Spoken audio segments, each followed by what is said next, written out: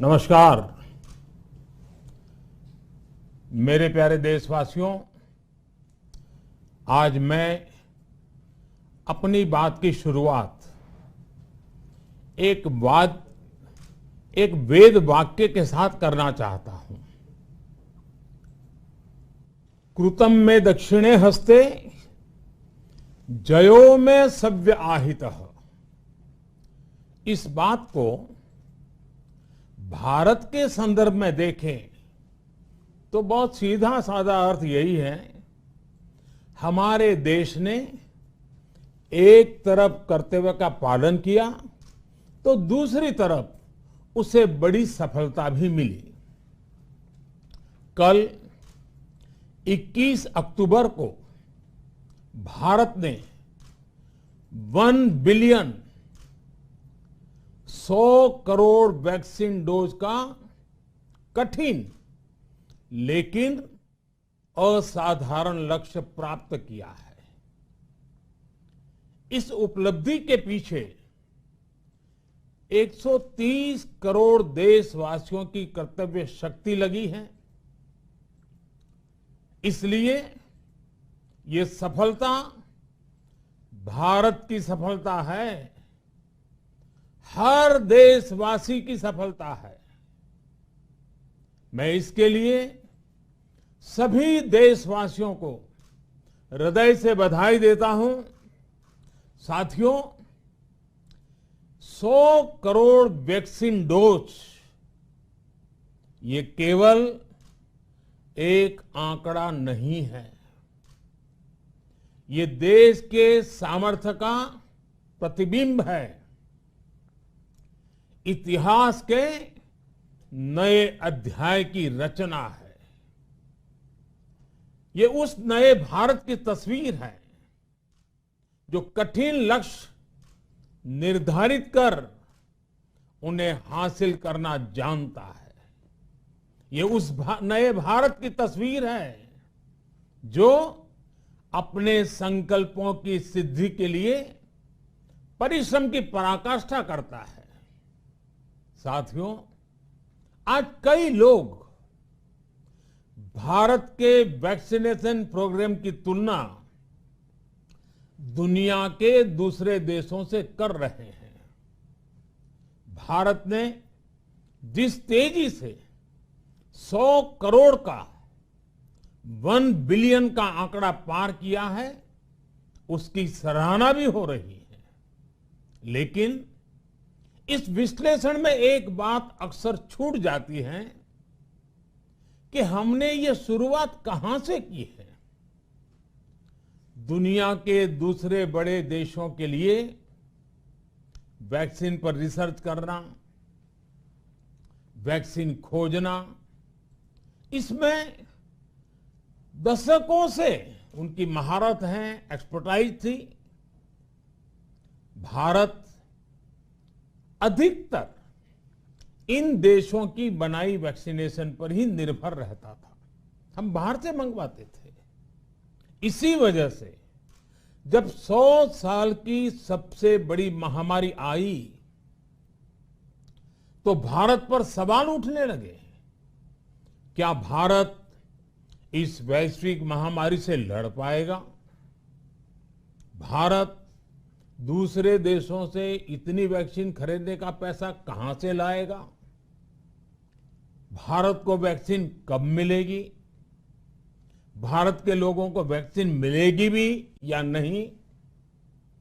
क्या भारत इतने लोगों को टीका लगा पाएगा कि महामारी को फैलने से रोक सके? भांति भांति के सवाल थे। लेकिन आज ये 100 करोड़ वैक्सीन डोज हर सवाल का जवाब दे रहा है।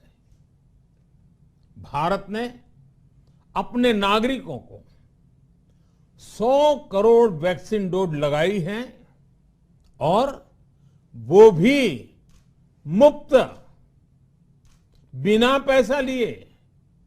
साथियों, 100 करोड़ वैक्सीन डोज का एक प्रभाव यह भी होगा कि दुनिया अब भारत को कोरोना से ज्यादा सुरक्षित मानेगी।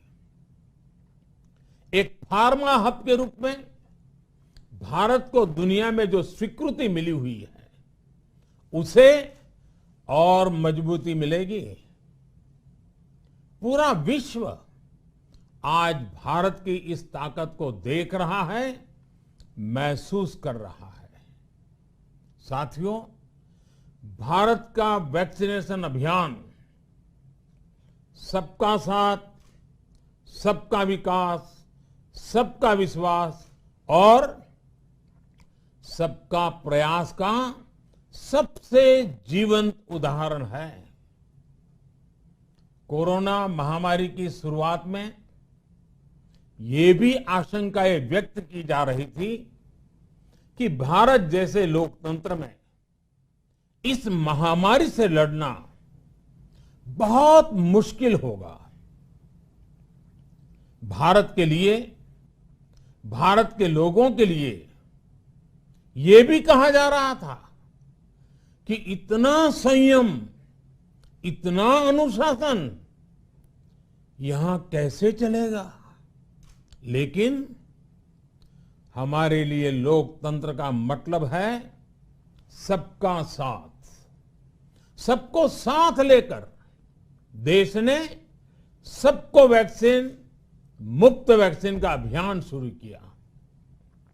गरीब, अमीर, गांव, शहर, दूर सुदूर, देश का एक ही मंत्र रहा कि अगर बीमारी भेदभाव नहीं करती तो वैक्सीन में भी भेदभाव नहीं हो सकता।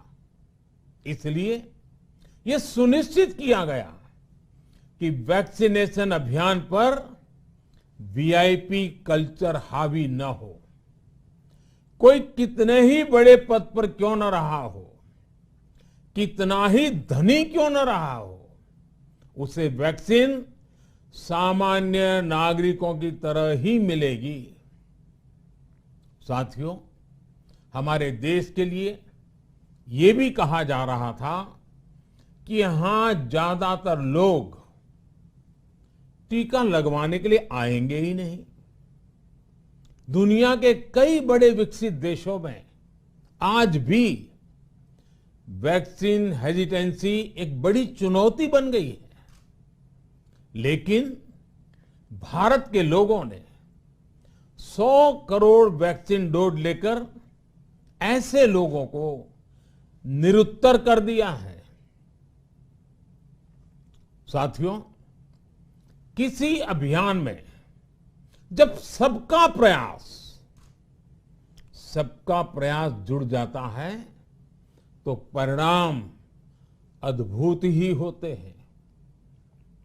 हमने महामारी के खिलाफ देश की लड़ाई में जन भागीदारी को अपनी पहली ताकत बनाया। फर्स्ट लाइन ऑफ डिफेंस बनाया। देश ने अपनी एकजुटता को ऊर्जा देने के लिए ताली, थाली बजाई, दिए जलाए। तब कुछ लोगों ने कहा था कि क्या इससे बीमारी भाग जाएगी? लेकिन हम सभी को उसमें देश की एकता दिखी, सामूहिक शक्ति का जागरण दिखा। इसी ताकत ने कोविड वैक्सीनेशन में आज देश को इतने कम समय में 100 करोड़ तक पहुंचाया है। कितनी ही बार हमारे देश ने एक दिन में 1 करोड़ टीकाकरण का आंकड़ा पार किया है। ये बहुत बड़ा सामर्थ्य है, प्रबंध कौशल है, टेक्नोलॉजी का बेहतरीन इस्तेमाल है, जो आज बड़े बड़े देशों के पास भी नहीं है।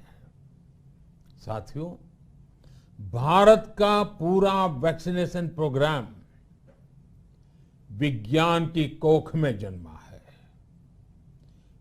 वैज्ञानिक आधारों पर पनपा है और वैज्ञानिक तरीकों से चारों दिशाओं में पहुंचा है।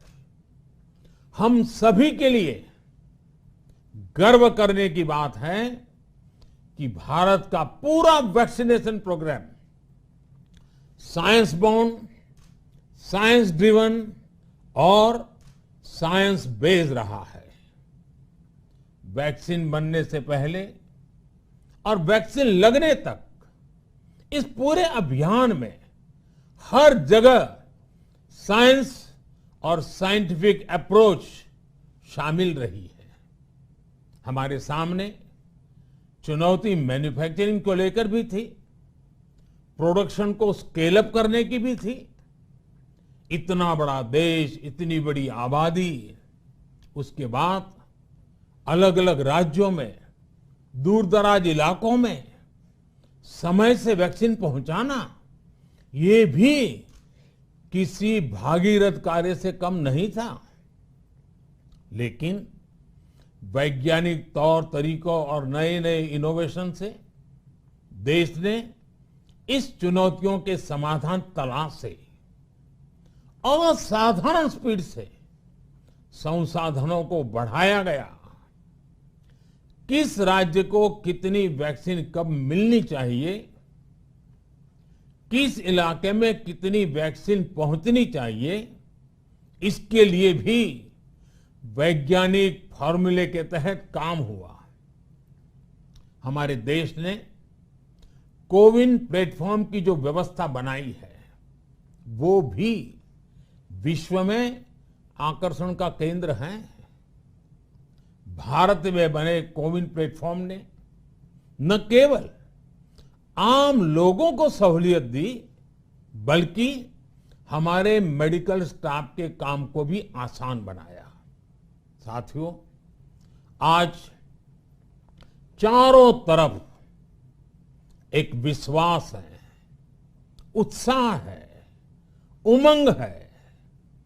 समाज से लेकर इकोनॉमी, हम हर तबके पर देखें, ऑप्टिमिज्म ऑप्टिमिज्म ऑप्टिमिज्म ही नजर आता है। एक्सपर्ट्स और देश विदेश की अनेक एजेंसीज भारत की अर्थव्यवस्था को लेकर बहुत सकारात्मक है। आज भारतीय कंपनियों में न सिर्फ रिकॉर्ड इन्वेस्टमेंट आ रहा है, बल्कि युवाओं के लिए रोजगार के नए अवसर भी बन रहे हैं। स्टार्टअप्स में रिकॉर्ड इन्वेस्टमेंट के साथ ही रिकॉर्ड स्टार्टअप्स यूनिकॉर्न बन रहे हैं। हाउसिंग सेक्टर में भी नई ऊर्जा दिख रही है।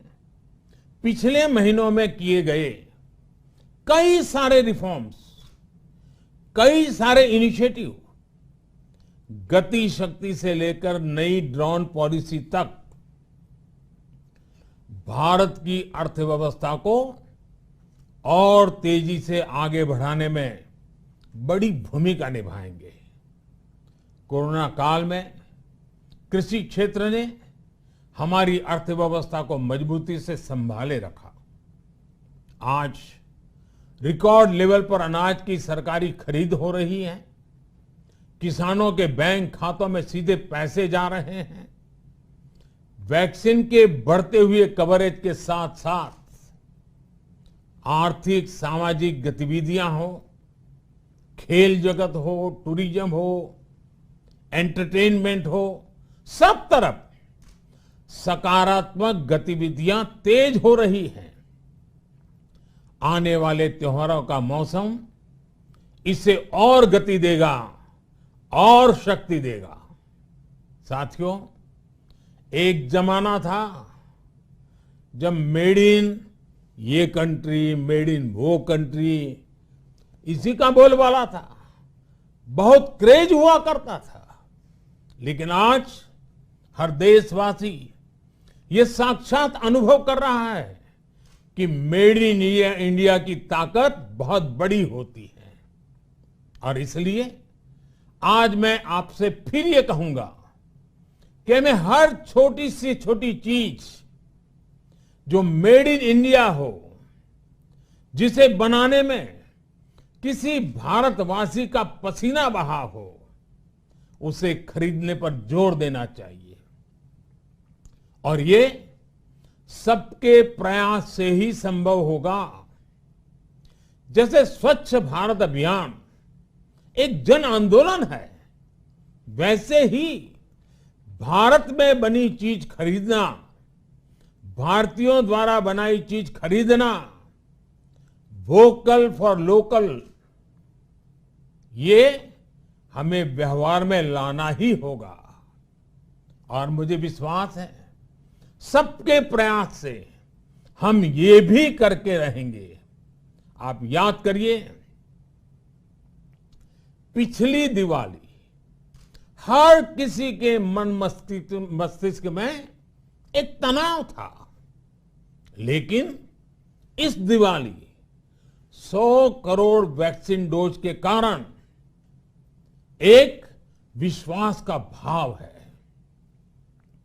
अगर मेरे देश की वैक्सीन मुझे सुरक्षा दे सकती है, तो मेरे देश का उत्पादन, मेरे देश में बने सामान मेरी दिवाली और भी भव्य बना सकते हैं। दिवाली के दौरान बिक्री की एक तरफ और बाकी साल की बिक्री एक तरफ होती है। हमारे यहां दिवाली के समय, त्योहारों के समय बिक्री एकदम बढ़ जाती है। 100 करोड़ वैक्सीन डोज हमारे छोटे छोटे दुकानदारों, हमारे छोटे छोटे उद्यमियों, हमारे रेहड़ी पटरी वाले भाइयों बहनों, सभी के लिए आशा की किरण बनकर आई है। साथियों, आज हमारे सामने अमृत महोत्सव के संकल्प है, तो ऐसे में हमारी ये सफलता हमें एक नया आत्मविश्वास दिलाती है। हम आज कह सकते हैं कि देश बड़े लक्ष्य तय करना और उसे हासिल करना बखूबी जानता है, लेकिन इसके लिए हमें सतत सावधान रहने की जरूरत है। हमें लापरवाह नहीं होना है। कवच कितना ही उत्तम हो, कवच कितना ही आधुनिक हो, कवच से सुरक्षा की पूरी गारंटी हो, तो भी जब तक युद्ध चल रहा है, हथियार नहीं डाले जाते। मेरा आग्रह है कि हमें अपने त्योहारों को पूरी सतर्कता के साथ ही मनाना है। और जहां तक मास्क का सवाल है, कभी कभी जरा, लेकिन अब तो डिजाइन की दुनिया भी मास्क में प्रवेश चुकी है। मेरा इतना ही कहना है, जैसे हमें जूते पहन करके ही बाहर जाने की आदत लग गई है ना, बस वैसे ही मास्क को भी एक सहज स्वभाव बनाना ही होगा। जिनको अभी तक वैक्सीन नहीं लगी है, वो इसे सर्वोच्च प्राथमिकता दें। जिन्हें वैक्सीन लग गई है, वो दूसरों को प्रेरित करें।